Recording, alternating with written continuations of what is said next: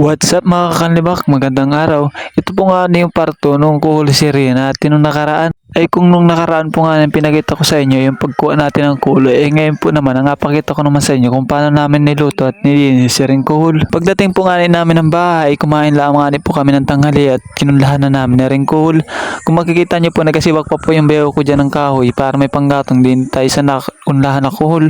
Pinakuluan lang nga po namin na rin kuhol dahil para mabilis masungkit dun sa shell niya, dahil natanggalin po namin dito sa shell para madikit yung lasa niya pag aming alutuin. Pagkalipas po nga ng mga ilang minuto ay kumulo na nga po rin, pwede na nga pong tanggalit, nagautlawan na yung laman dun sa shell niya. Binabadla nga namin po ng mga ilang minuto yung kuhol sa tubig para naman maligamgam o malamig na pag aming asungkitin na. Nung malamig na nga po yung kuhol ay agad-agad po namin na rin sungkit isa-isa dahil natanggalan po namin yan ng mga kinain yung kuhol, dahil alutuin po namin ngayon yan ay baka po namin makain yung mga kinain ng kuhol. Napakadami pa naman pinagkakain niya. Pag nakain mo talaga na, yari ka talaga. Sabi nga po niluluin ko, maganda din daw po din sa kuhol ay yung hindi na natanggal sa shell, yung asip-sipin po baga. Kaso nga nila po, mga ilang araw mo pa yun bago makain dahil pabayaan mo po muna sa lagayan para naman matanggal yung mga dumi-dumi niya. Pero para sa akin talaga, mas maganda talaga lutuin yung kuhol pag inatanggal sa shell.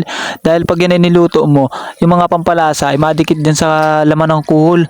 Lalo na talaga pag yan ay maganda ang pagkakaluto. Pagkatapos mo nga masungkit lahat yung laman ng kuhol dyan, rin na nga po lahat yung laman ng kuhol. Marami lang talaga po yan. Pag may shell pa, nilamas lang nga po yan sa asin para naman matanggal yung mga laway-laway ng kuhol para naman yan ay maluto na. Pagkatapos nga po namin malinis yung kuhol, ayan po nga yan, nagayat na ng mga panamya. Bawang, sibuyas, luya, at saka sili na gamitin panggisa mamaya doon sa kuhol. Maraming luya nga po ang ginayat namin dyan para patanggal ng lansa doon sa kuhol. Tapos nagkain na rin po nga ng niyog dyan para panggata doon sa ating kuhol. Tapos naggisa na nga po din, nilagay na agad po nga yung luya para naman pagkaluto ng luya, napapulay-pulayin lang para sa alagay na yung bawang at saka sibuyas. Pagkatapos nga po maluto ng mga panamya, nilagay na nga po natin agad rin mga kuhol na hinimay natin kanina para naman masangkot siya na at malagay ng mga pampalasa. Shoutout pala kay Raven Manggubat from TikTok. Follow nyo na po siya sa TikTok. Siya po yung mga nag-alaga ng mga kalapati dyan.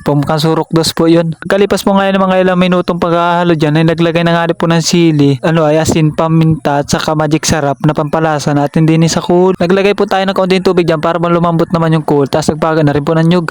Kakalipas po nga ng mga ilang minuto ay kumati na nga po yung tubig, naglagay na po nga tayo ng gata na din sa kuhol natin. Pagkakati po nga ng gata, ay tingnan nyo po naman tagalatik-latik na yung gata nung adobo natin na kuhol, na napakasarap po ng itsura niya at mahalang-halang pa, sobrang dahil sining nilagay. Kaluto po nga ng kulay, ang hanapan po nga ng bawat tao lang po yung kulay at pinsarap po nga ikanin. Shoutout pala dyan sa solid followers, solid viewers natin dyan. Salamat po sa panonood at salamat sa pag-share ng ating video.